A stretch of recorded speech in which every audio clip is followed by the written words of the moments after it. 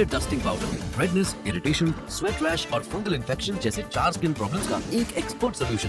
अब रहो unstoppable candid dusting powder के साथ। कभी ये चीज़ अफेक्ट करती थी सर आपको, मतलब जैसे आपका मन एक चीज़ चाहता है या मानता है, ये आपकी आस्था का विषय है वो, ठीक है, लेकिन आपका कॉल अभी ड्यूटी का है जब ये आप सर्विस में है, क्योंकि इस चीज़ के इस ऐसे नारे बहुत दिए जाते, जब वो फाइनल वो हुआ, जब विध्वंस हुआ बाबरी का, तब इस तरह की बहुत बात थी कि बीच में खाकी कहाँ से आई टाइप की चीज़ें।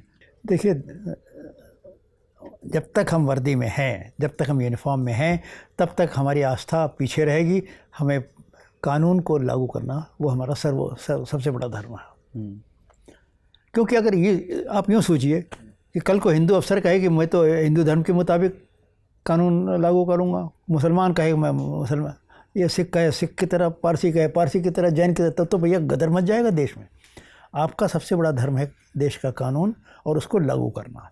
उसके बाद आस्था की बात आती है, और आस्था और उसमें विरोध हो तो कानून ऊपर रखा जाएगा। तो आपने वर्दी में से क्या किया था कि कल्याण सिंह को अच्छा नहीं लगा?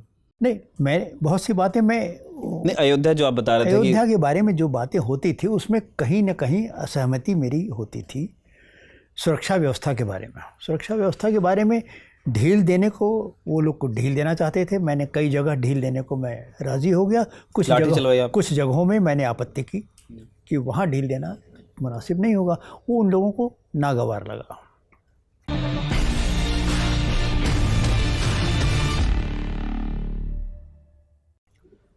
और होता ये था कि जो मीटिंग होती थी वहाँ चीफ सेक्रेटरी बैठे हैं, होम सेक्रेटरी बैठे हैं,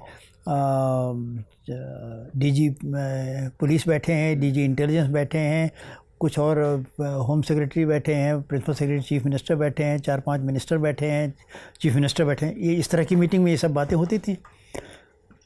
कोई नहीं बोलता था, मैं अकेला आदमी था, बोलता था कि नहीं, ये सुप्रीम कोर्ट का आदेश है और ऐसा करना उसका उल्लंघन होगा। ऐसा करना मतलब किस तरह के सजेशंस होते थे? देखिए, सुप्रीम कोर्ट का ऑर्डर था कि द स्टेटस को should be maintained, right, status quo should be maintained, and for maintaining and if you want to maintain the status quo, then you have to take certain precautions. तो precautions में कहीं आपको हम accommodate करने को तैयार थे, और मैं अकोमोडेट करता था पर एक हद तक, उसके आगे मैं मना करता था। तो उन लोगों को लगा कि भाई ये आदमी मतलब हमारे एकदम इशारे पे नहीं चलता, ये हमेशा रूल ऑफ लॉ की बात करता है। ये बात सही है अपनी जगह। तो उनको लगा, जो भी लगा हो मुझे नहीं मालूम, पर ये तो हमारे निकाले जाने की काफ़ी बाद बाबरी मस्जिद गिरी है। सर, जिस स्टेटस को की आप बात कर रहे हैं कि आप मेंटेन कराना चाहते थे, और उसके लिए आपने मतलब ये भी चुना कि आप ऐसे स्टेप्स ले लें कि पॉलिटिकल जो लीडरशिप है वो नाराज़ भी हो जाए, उसकी आपने परवाह नहीं की। ऐसी एक एक्शन को बहुत कंट्रोवर्शियल माना जाता है। नाम पड़ गया मुलायम सिंह यादव का, मुल्ला मुलायम, कि कार सेवकों पे इन्होंने गोली चलाई। आपकी क्या जानकारी है सर उस घटना के बारे में? आपको क्या लगता है कि क्या मुलायम सिंह के इंस्ट्रक्शंस पे गोली चली थी?